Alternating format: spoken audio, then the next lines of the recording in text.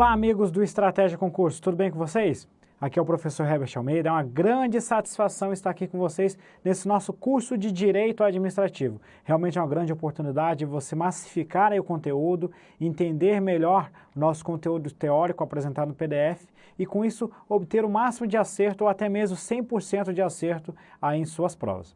Nesta aula nós vamos começar a falar, nós já começamos ao longo dos últimos vídeos a falar sobre os atos administrativos e agora nós vamos começar a trabalhar a classificação dos atos administrativos. É por uma questão didática e também por economia de tempo para a gente, tendo visto que o estudo do direito administrativo aí é um tanto quanto amplo, eu já coloquei diretamente na classificação o estudo dos atos discricionários e dos atos vinculados e também sobre o mérito do ato administrativo. Até porque a discricionariedade e vinculação é uma forma de classificação dos atos administrativos. Então, o primeiro tipo de classificação que a gente vai abordar na nossa aula é justamente os atos, aqueles que podem ser atos discricionários e os atos que podem ser vinculados, tá ok?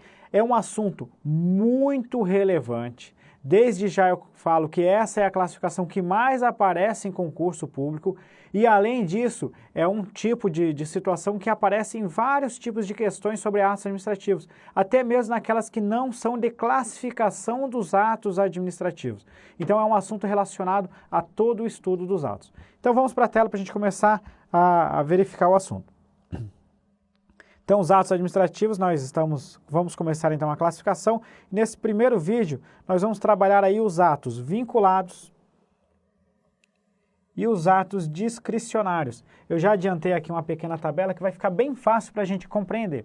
Pessoal, esse aqui, confi-for-mob, na verdade, vamos colocar aqui for-mob, é justamente aquele processo mnemônico que a gente viu ao longo do curso para verificar quais são os elementos dos atos administrativos. Então, esses aqui são os elementos. Esses elementos são a competência, a finalidade, a forma, o motivo e o objeto. E nos atos vinculados, todos os elementos serão vinculados. Ou seja, eu tenho vinculação na competência, na finalidade, na forma, no motivo e no objeto. Nos atos discricionários, a competência, a finalidade, a forma serão elementos vinculados. Por outro lado, o motivo e o objeto estarão dentro daquilo que a doutrina fala, que é a discricionariedade do agente público. Então, a discricionariedade ela vai ocorrer somente no motivo e no objeto do ato administrativo. Então, vem para mim. Algumas conclusões a gente pode tirar dessa tabela. A primeira situação é isso. A discricionariedade ela se expressa onde? No motivo e no objeto. Essa é a primeira conclusão. A segunda conclusão é que nunca um ato administrativo será totalmente discricionário, tendo em vista que competência, finalidade e forma são elementos vinculados do ato administrativo. Nunca é demais lembrar que a forma, ultimamente vem ganhando aí algumas discussões doutrinárias, numa evolução no sentido de quando não existir uma forma definida em lei, a administração poderá aí discricionariamente escolher a forma. Contudo, a doutrina ainda mais do que majoritária, vamos chamar assim, ela trata a forma também como elemento vinculado. Então, a vinculação, competência, finalidade e forma sempre serão vinculados. Motivo e objeto podem ser vinculados ou discricionários. Os atos discricionários vão ter a sua discricionariedade expressa na motivação e no objeto, ok? Então, vamos para a tela.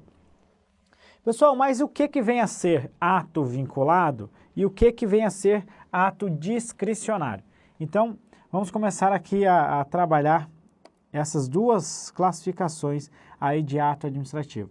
Então, o ato vinculado, o que é o ato vinculado? O ato vinculado é aquele que, de certa forma, não existe uma margem de escolha para o agente público. Não existe uma margem de liberdade. O agente público não pode escolher o que ele vai fazer? Ele cumpre o que está na lei. A lei estabelece uma única situação possível. Isso quer dizer que, diante de um fato, a administração terá que decidir da forma como está prevista na lei. Então aqui eu já vou chamar aqui para explicar um pequeno ponto. Vem para mim. Tecnicamente, quando a gente fala em ato vinculado, a gente não tem uma decisão administrativa. Por quê? A lei determina que, ocorrendo a situação X, a administração vai realizar Y. Voltando lá ao exemplo que a gente deu da licença paternidade. Ocorrendo o nascimento lá da criança, o pai vai apresentar lá a solicitação dizendo que nasceu seu filho e a administração pública não tem escolha. Ela não vai decidir se concede ou não concede, ela vai mesmo conceder a licença. Só que ainda assim, pessoal, é muito comum a gente falar em decisão vinculada. Então, é comum ver alguns livros falar, a decisão em determinadas condições é vinculada.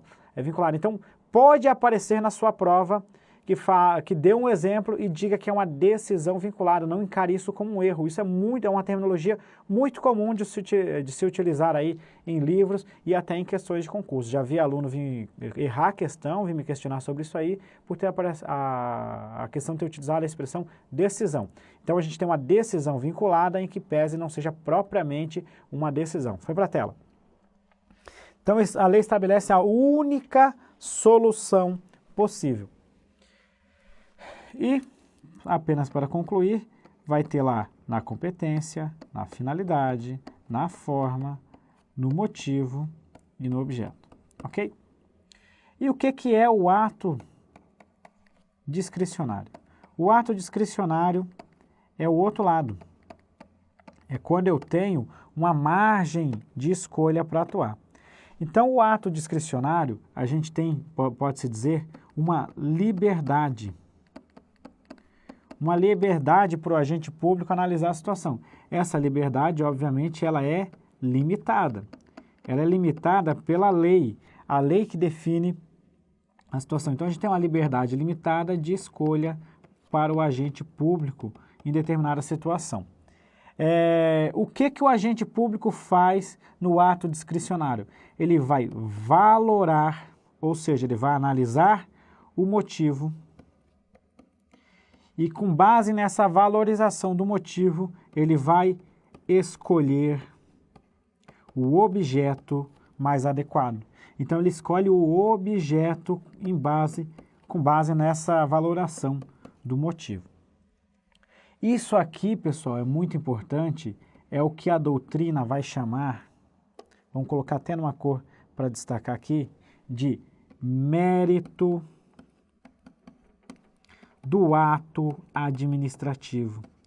O mérito do ato administrativo é a valoração do motivo e a escolha do objeto.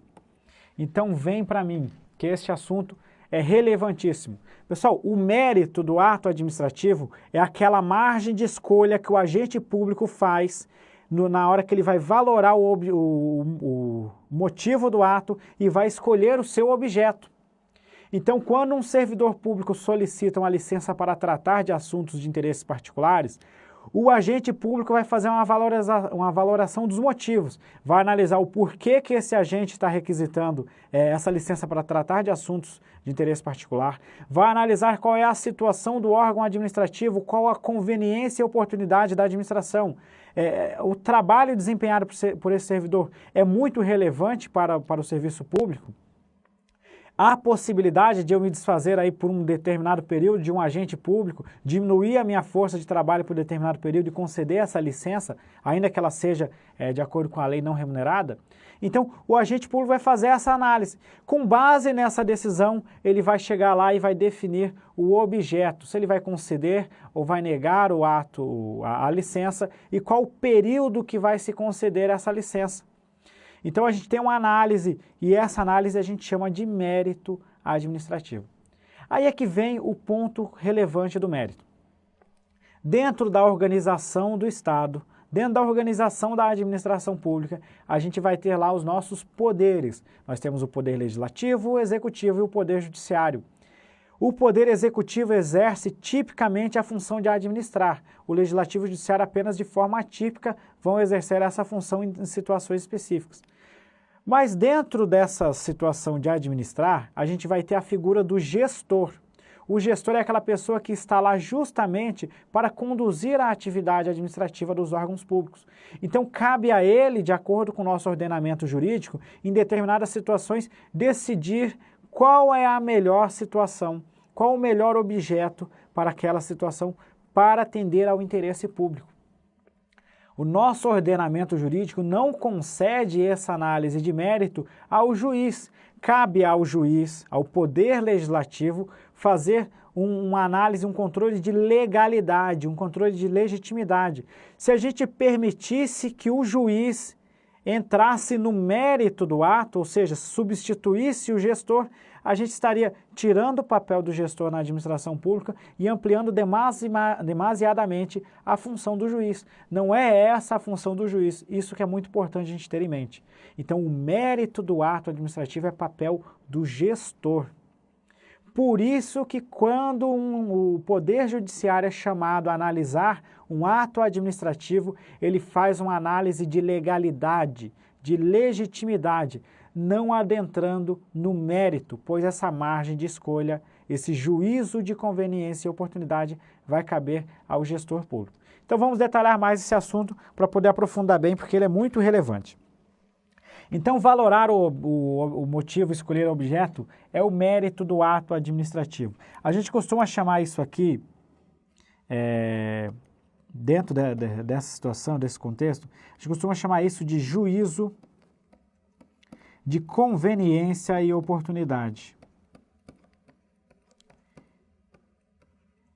Pessoal, a gente deve saber que que a lei ela estabelece as linhas gerais para a atuação administrativa. Só que a lei, vem para mim,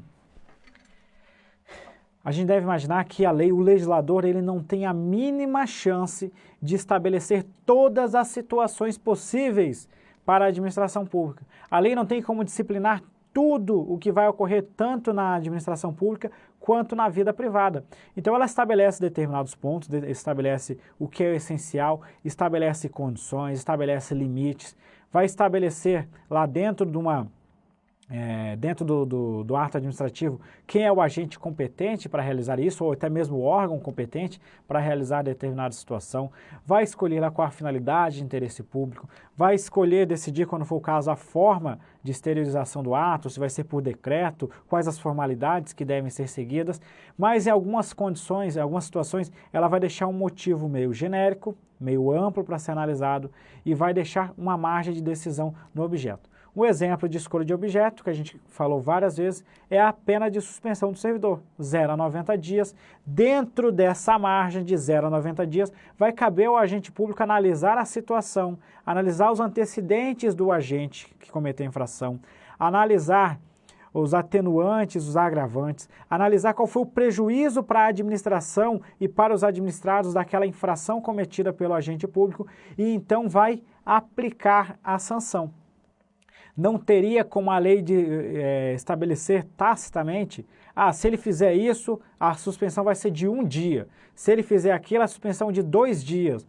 Tanto 3 dias até chegar aos 90 dias. É impossível a lei prever todas as situações que o agente público poderia se deparar. Por isso que a gente faz um juízo de conveniência e oportunidade. Por isso que em determinadas situações a lei vai conceder um direito para um servidor, por exemplo, nesse caso o servidor terá direito àquela situação, e em outras ela vai prever a possibilidade de se conceder o direito, cabendo ao agente público, ao gestor, analisar a situação e conceder ou não o direito, tendo sempre como finalidade maior o interesse público, tá ok? Então foi para a tela. Esse juízo de conveniência e oportunidade, então, se insere no mérito do ato administrativo.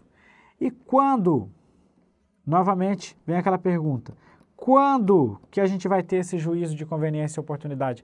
Quando que o ato será discricionário? A gente já mencionou isso aqui ao longo do na análise dos elementos, mas nunca é demais relembrar. Primeiro ponto é quando a lei expressamente, desculpe pessoal, a lei expressamente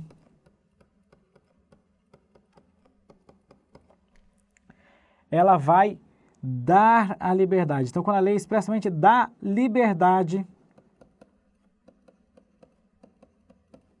para o agente público, para a decisão. Ou, numa outra situação, é quando ela utiliza, ou seja, quando ela usa conceitos jurídicos indeterminados. Esses conceitos jurídicos indeterminados são aqueles em que não existe uma precisão exata sobre qual é o seu significado. Então vamos analisar aqui o primeiro ponto. Vem para mim. Quando a lei expressamente concede a liberdade, a gente já falou que é a questão, por exemplo, quando a lei diz que a licença para tratar de assuntos de interesse particulares, ela pode ser concedida a juízo, a critério da administração pública. Então, a lei está dizendo, ó, cabe à administração pública decidir, no caso, quando a gente está falando que é o gestor que vai estar lá com a autoridade competente para isso, vai caber a ele analisar aí a situação. Então, muitas vezes, a legislação coloca lá, a critério da administração pública, a critério do poder público, ou quando ela estabelece um limite, a pena de 0 a 90 dias, uma multa de 1.000 a 100 mil reais. Então, todas essas são situações em que a própria lei já está estabelecendo um limite inicial, um limite final, ou então quando a lei diz, ó, pode fazer. Então, esse pode cabe à administração, ou a critério da administração, ou a lei até usa expressamente, caberá à administração discricionariamente, ou caberá ao juízo de conveniência e oportunidade decidir. Essa é a primeira situação. Quando utiliza os tais dos conceitos jurídicos indeterminados, que a gente já mencionou que existe uma divergência na doutrina sobre isso, mas a linha majoritária é que aí a gente também tem a expressão da discricionariedade, é quando a lei fala lá em falta grave, conduta escandalosa. São situações em que esses termos podem ter significados um tanto quanto indeterminados. É o caso da falta grave. Cabe ao agente público analisar e verificar se aquela situação se enquadra exatamente numa falta grave. Aí vem um ponto que a doutrina ainda fala, é que quando a gente fala de conceitos jurídicos indeterminados, a gente não tem uma liberdade total. Porque existem situações em que, obviamente, aquilo se enquadraria numa falta grave. Vamos pensar o servidor que foi lá e roubou, subtraiu 10 computadores de um órgão público. Roubou os 10 computadores, levou para casa sem nenhum motivo para isso, desviou dinheiro, vamos ainda mais grave, desviou recursos de um fundo de saúde, por exemplo. Pessoal, além de configurar crime e muitas outras, e ter como consequência vários outros tipos de sanções, mas limitando-nos à esfera administrativa, tal conduta, obviamente, é uma conduta grave. Então, é uma situação já de nível mais elevado. Então, quando a gente está diante de um conceito jurídico indeterminado, a doutrina fala que a gente tem lá o tal da zona de certeza positiva e zona de certeza negativa. O que é isso? Uma zona de certeza positiva é quando assim, ó, sabidamente essa situação está enquadrada nesse conceito. É o caso do servidor que roubou 200 milhões de reais, por exemplo, num fundo de saúde que atendia aí a população sem motivo algum para isso, simplesmente por ganância. Obviamente que isso é uma conduta grave, é uma infração grave do agente público. Não há dúvida que se enquadraria dentro do conceito jurídico indeterminado. E as situações em que, sabidamente, ela não se enquadraria, seria uma zona de certeza negativa. Uma situação que não vai entrar certamente naquilo lá. Por exemplo, o servidor público chegou atrasado 15 minutos pela primeira vez depois de 20 anos de serviço. Pessoal, obviamente que isso não é uma falta grave. Então, afastaria dentro desses limites superior e limite inferior qualquer possibilidade de se enquadrar a falta dentro de uma falta grave. A discricionariedade do agente público vai estar, então, diante do quê? Daquela zona de indeterminação. Uma situação em que não é tão fácil a gente enquadrar ou não com uma falta grave. O servidor chegou lá, vamos supor, e deu uma porrada no seu companheiro. A gente, sem analisar diretamente, a gente não pode saber se isso é uma falta grave ou não. A gente vai ter que analisar aí quais foram os motivos até mesmo, se houve uma provocação, se ele estava tentando defender uma outra pessoa, então vai ter que ter uma análise um pouquinho melhor dessa situação. Então, Voltando para a tela. O uso de conceitos jurídicos indeterminados, a gente vai ter lá as zonas. Isso aqui é bem tranquilo, pessoal, raramente aparece em prova, mas só para a gente concluir. Zonas de certezas. Essa zona de certeza pode ser positiva ou negativa. Nesse tipo de situação, não existe discricionariedade. Não tem discricionariedade. Quando a gente estiver na zona de indeterminação, que é o que fica no meio dessa situação, aí a gente tem discricionariedade. Se você ainda está com dificuldade de entender, imagine, vou pegar aqui que você vai correr, vem para mim que eu vou dar uma explicação. Vamos pegar, você vai fazer uma corrida, pessoal, só um paralelo. Dentro dessa corrida você vai lá e estabelece o seguinte, ó, eu quero correr num ritmo tranquilo, médio, aí eu estabeleço lá uma frequência cardíaca máxima, uma frequência cardíaca mínima. Quando você ultrapassa o máximo, você extrapolou o seu ritmo. Quando você está abaixo do mínimo, você não alcançou ainda o ritmo que você queria alcançar. É mais ou menos isso. A zona de certeza positiva e negativa é um limite superior e inferior, não um limite tácito, obviamente, mas é uma situação em que, assim, com certeza ele se enquadra no ato, e aí não tem discricionalidade, e com certeza não se enquadra naquele conceito, não tem discricionalidade. Estando no meio onde existe alguma dúvida, uma zona nebulosa, a gente poderia ter a discricionalidade, ok? Vamos para a tela. E aí o assunto que rigorosamente aparece em prova é sobre o controle judicial. Pergunta clássica de concurso público. Os atos discricionários submetem-se a controle judicial? Vem para mim. E eu desde já digo, ainda que com algumas peculiaridades que a gente vai ver em algumas espécies de atos administrativos, todo ato submete-se a controle judicial. O ato administrativo discricionário, ele submete-se ao controle judicial. Pessoal, é muito comum a questão de concurso público vir e dizer, ó, ato discricionário não se submete a controle judicial. Isso está errado. Então, qual é a dúvida? Por que os concurseiros, muitos alunos têm dúvidas sobre isso? Porque o mérito do ato administrativo, que está presente somente nos atos discricionários, o mérito não se submete ao controle judicial, mas o ato em si submete-se ao controle. Então, vamos para a tela. Então, o mérito, que está ali em cima destacado em vermelho, vamos pegar aqui. O mérito, esse mérito administrativo aqui, vou colocar aqui, não tem controle judicial, vou colocar direto.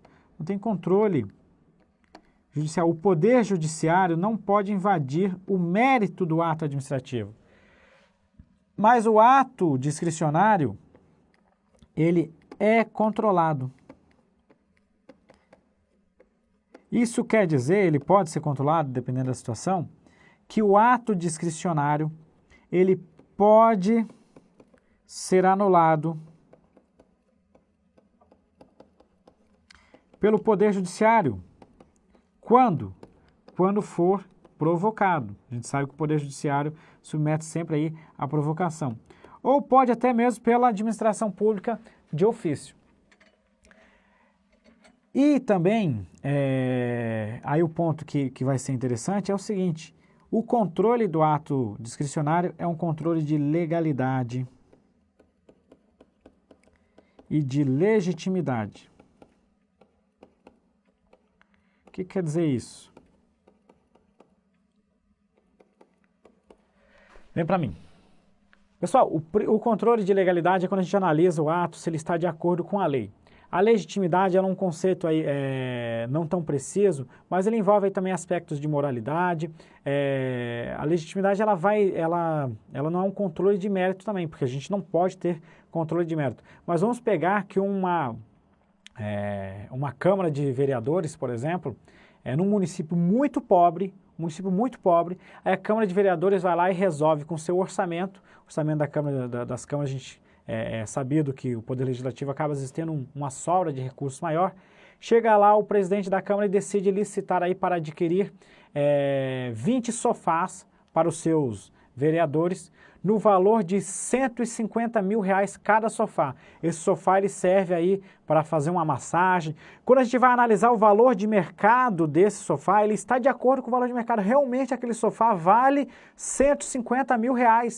O vereador fez licitação, fez pesquisa de preço. Eu vou dizer mais, vamos supor que esse sofá chega ao valor de R$200 mil no mercado. Mas o vereador, ao longo de muita pesquisa, muita publicidade, conseguiu fazer uma licitação e adquirir o sofá por R$150 mil, ou seja, teve uma economia de recurso público de R$50 mil por sofá. Vejam só, pessoal, o ato administrativo do vereador pode ter previsão orçamentária, ele realizou a licitação adequada, foi adquirido pelo preço de mercado. Então, a gente fazendo uma análise inicial aqui, não existe nenhuma ilegalidade. Só que, pessoal, esse ato é ilegítimo, porque ele não atende ao interesse público. Como que a Câmara de Vereadores de um município pobre, com um município com baixos índices de desenvolvimento, gasta R$150 mil por sofá para um vereador ter uma massagem ali durante o horário de cafezinho? Não faz o mínimo sentido. Então, a gente tem ali um controle de legitimidade e legalidade. Volto a dizer, não é exame de mérito, a gente não faz juízo de conveniência e oportunidade, tá ok? Só que esse conceito de legalidade, até gostaria de dizer, não só de legalidade, mas de controle judicial dos atos discricionários, ele vem ganhando uma ampliação vem ganhando uma ampliação aí recente, na doutrina e na jurisprudência. É o tal do aspecto da razoabilidade e da proporcionalidade. O que é isso? O ato administrativo, até a própria aquisição do sofá que eu mencionei, ele está dentro do aspecto legal, mas não é razoável. Não é razoável gastar todo esse dinheiro com um sofá. Também, às vezes, a gente vai ter lá a aplicação de uma pena de demissão de um servidor público, numa situação ali um pouco exagerada, talvez mal foi aplicado, por exemplo, a pena de suspensão no servidor, foi a primeira vez que ele comete uma irregularidade, não trouxe tanto prejuízo para a administração, e ainda que se pudesse enquadrar aí numa possibilidade de demissão, a gente vê que é um ato exagerado, desproporcional. Então, vamos para a tela para a gente fechar. A gente tem um controle, quando a gente fala de controle de legalidade, a gente também faz uma análise de razoabilidade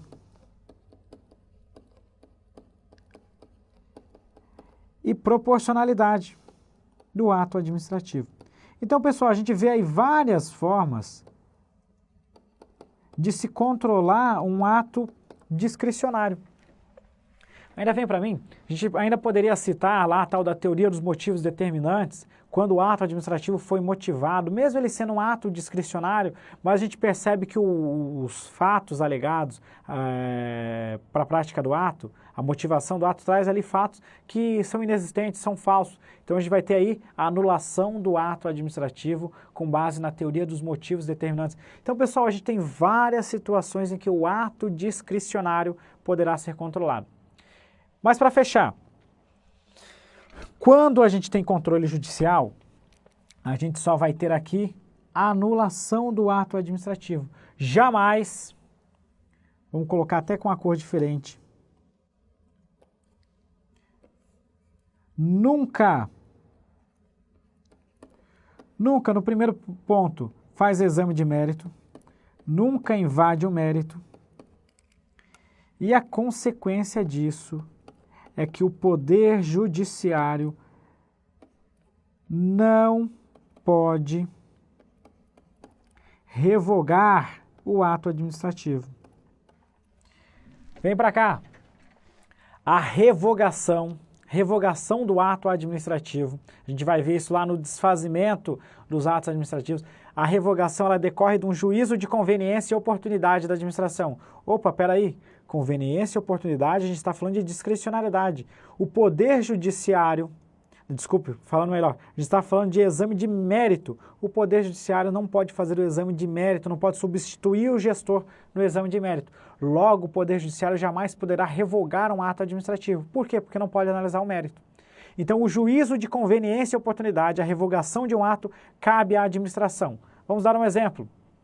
Falamos lá da licença para tratar de assuntos de interesses particulares. É uma licença que pode ser concedida ao servidor público e essa licença é concedida a critério da administração. Mas diga-se mais, a qualquer momento, o agente público que concedeu a licença poderá revogá-la. Suponha que o servidor requisitou a licença para tratar de assuntos de interesse particular e durante esse período que ele solicitou a licença, tinha uma baixa demanda de trabalho, estava tudo bem tranquilo. Só que de repente surgiu um evento novo e que aumentou a demanda de trabalho no órgão. Aí chega lá o gestor, o agente responsável, resolve revogar a licença. Essa revogação, esse juízo de conveniência e oportunidade, vejam só, não existe nenhuma ilegalidade. O ato administrativo poderia continuar, o período da licença poderia continuar tranquilamente. Mas neste momento, o agente público percebe a necessidade de desfazer esse ato, ou seja, revogá-lo e trazer o servidor de volta para o trabalho. A revogação só pode ser feita pela própria administração que realizou o ato.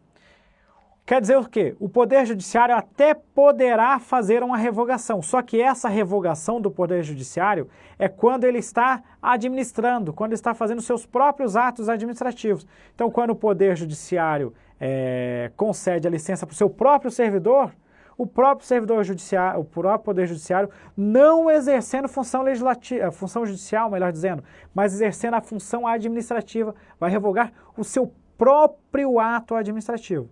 Agora, o Poder Judiciário não pode chegar lá e revogar um ato administrativo do Poder Executivo, nem tampouco um ato administrativo do Poder Legislativo, desculpe. Ok, pessoal? Então foi para a tela. Para a gente fechar, então, o controle judicial, então, nunca vai fazer exame de mérito, nem tampouco vai poder revogar o ato administrativo. Então, vem para mim, a gente consegue fechar aí. Pessoal, assunto muito relevante, muito interessante. Nós abordamos no único vídeo, tanto a classificação de ato discricionário e ato vinculado, o que é vinculação e discricionalidade e o que é o mérito do ato administrativo. Espero que tenha ajudado bastante a esclarecer esse assunto muito importante no estudo dos atos administrativos, ok? Muito obrigado, até nosso próximo vídeo.